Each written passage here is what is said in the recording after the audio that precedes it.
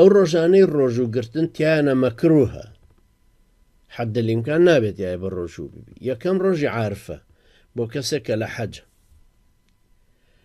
دووهەم ڕۆژی هەینی، ڕۆژی جومعە بەڵام بەتەنیا، هەر ئەگەر هەر خۆی بێ.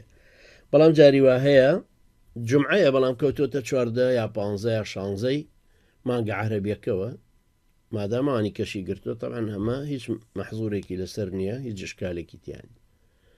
هەروە ڕۆژانی شەمان بەتەنیا ئەویش مەکروهە بیگرێ. کۆتا ڕۆژی مانگی شەعبان، شەعبان پێش ڕەمەزانە کە پێوترێ ڕۆژی گومان.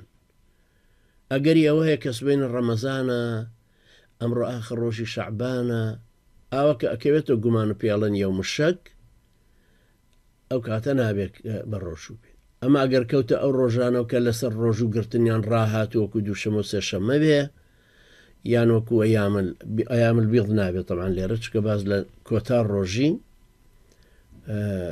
شەعبانەکە، ئەو کاتە توانای ئەویشیان هەر بەردەوام بێ بە ڕۆژوو. هەروەها ڕۆژی بەردەوام ساڵ 12 مانگە نابێ بە ڕۆژوو بێ، چکەوەش مەکروهە و هەروەکو وتمانە بێ ڕۆژە ناڕۆژێ بگرێ، ئەوە سونەتێکی زۆر گەورەیە، شتێکی باشی کردووە.